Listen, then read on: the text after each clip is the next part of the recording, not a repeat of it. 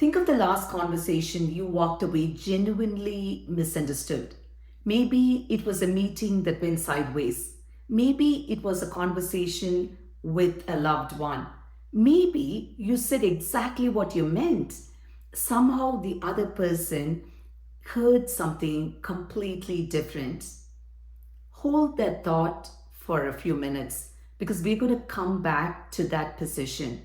Today, we're going to be looking at chapter 6 of Everyone Communicates, Few Connect, and the chapter is about connectors connect on common ground.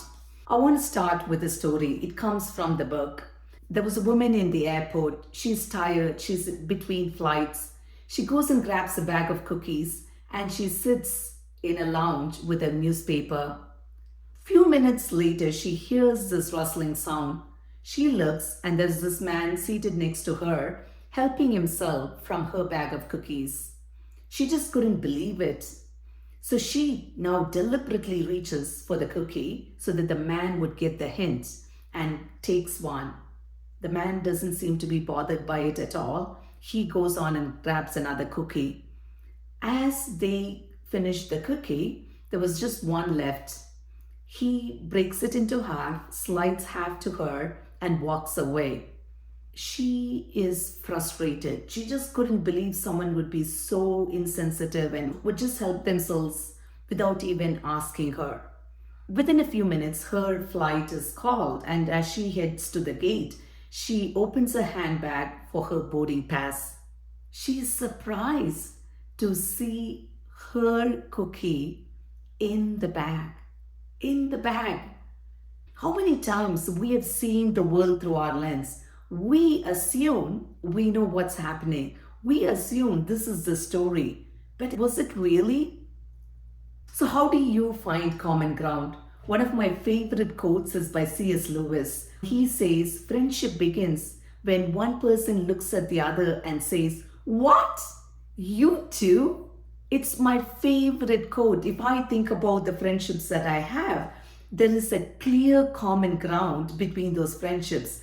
Some of them love running. I love running. Some of them enjoy sweets. I love sweets and desserts. So there is always a common ground, and that brings us together. How do you find common ground?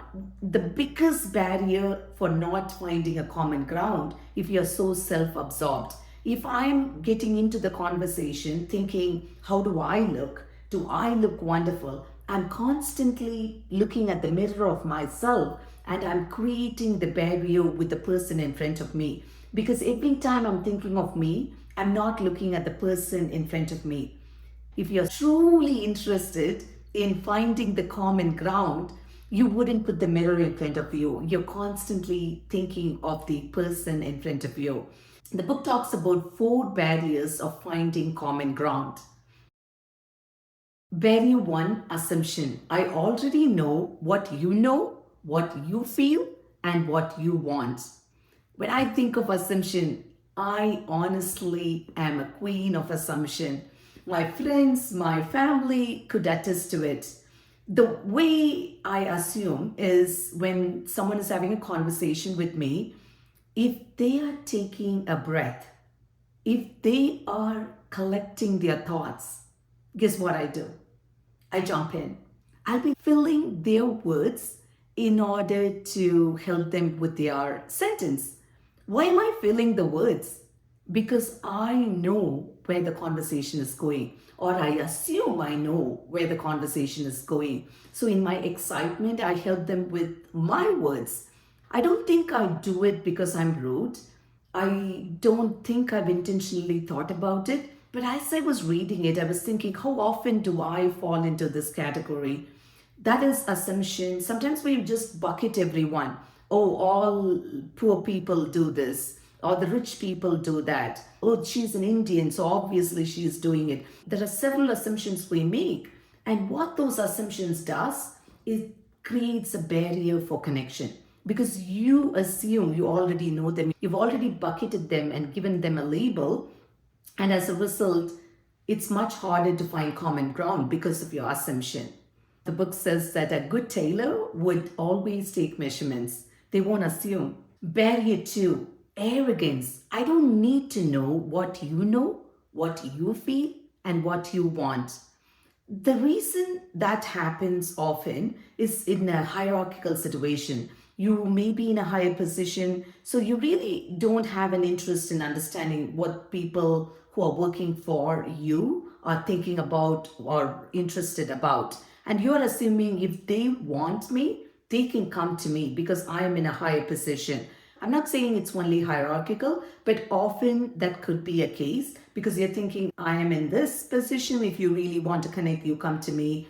I don't see a need for me to come to you. And that's arrogance because you're thinking you're above them. And as a result, you don't want to know what they know, feel, or want.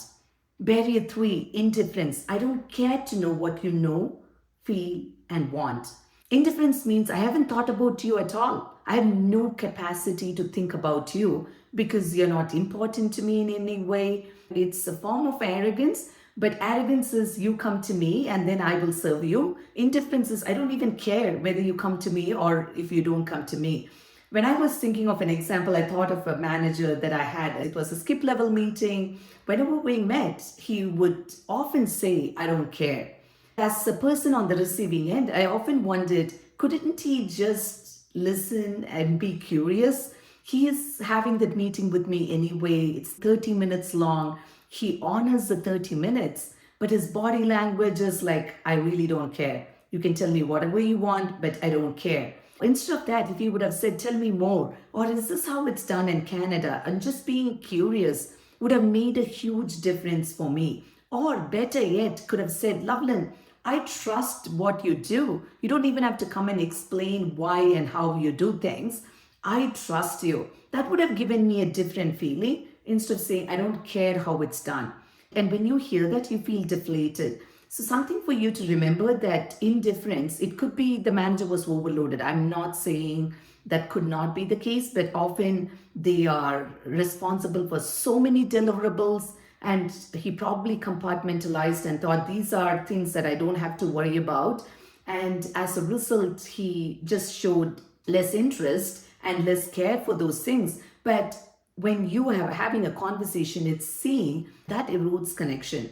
Number four, control. I don't want you to know what I know, what I feel, and what I want. This is very tricky. Sometimes control could be considered very professional, not intrusive, but these are people who really are keeping their cards so close to them that they are not letting you in. If you think about it, connection is a two-way stream. You need to say things and the other person say things, and it's like you are playing this ping pong game where the ball is sent back and forth. But if I am not playing the game and if I am not sharing anything with you, then it's really, really hard to establish a connection. You need to be vulnerable. You need to be open enough to say things about you in order for other people to feel connected with you. And control is a way to keeping yourself sort of sealed so people cannot peek into your life, and as a result there is no connection happening.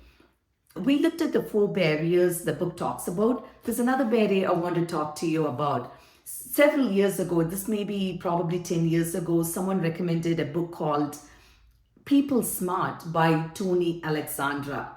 And what that book talked about was about this communication style. It was an eye-opener. Eye-opener. My scales fell off. And I'll tell you why. In the past, when I'm having a conversation with someone, and if they just come straight to the point, never asked about the weekend, they just ask me, what happened to this? What happened to this report? What happened to this deliverable? I would often wonder, like, we just are at work and it's Monday. You didn't even want to ask about my weekend. And that's because of a certain communication style. They are called the D in the disc, which stands for dominant style. They are very results focused, and as a result, they want to go straight to the point and address it and move on. Very much bottom line first people. And there are times I've wondered people who are constantly asking for more information, like more data, what other facts could you give? And as I was getting impatient about it, I understood they are the C styles. They often go by the book, they're conscientious, they follow the rules to the T.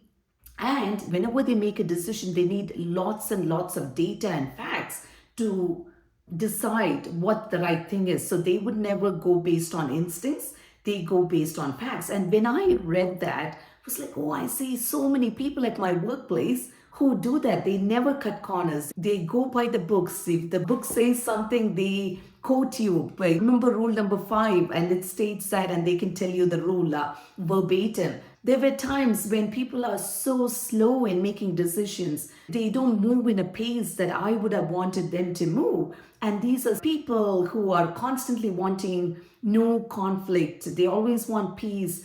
They are slow in decision making. And whenever I wondered that, they are the steady relators. They are very passionate in keeping the peace. And whenever you ruffle feathers, they don't really like it because they are very conflict averse.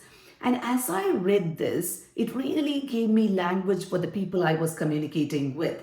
The I in DISC stands for influencer, who is the fun of the party. They are often saying something but doing something else because in the excitement, they are probably promising you the world. And when they go back, they've forgotten that they have promised you the world. So every style has its pros and its cons. And when I understood that, and when I understood my own style, it just opened my eyes and it helped me find common ground with people I was communicating with. So whenever I communicated with a C, I brought more facts to them. When I wanted to make decisions faster, I would bring a D into my conversation. In that way, they could steer into making a decision faster. So I was able to collaborate with different kinds of people and leverage them, because if you think about it, we as humans, we cannot be all to all people. We need to collaborate, and I was able to do that very effectively. So why am I telling you this? The importance of understanding your DISC communication style. It matters. When you understand your DISC communication style, what it does is it removes the barrier between you and the other person, and you're able to speak in their language, not your language. The golden rule is doing things based on what I want. The platinum rule is doing things based on what you want. And DISC does that. When I understand the style, I approach them based on their style. I don't expect them to fit into my style. So if you are new to DISC or never heard about it, I'm a DISC certified consultant. Feel free to drop me an email, lovelinjohnson@gmail.com, or better yet, you could go to my website and look into DISC, and you could buy and take the assessment for yourself. Highly, highly encourage it.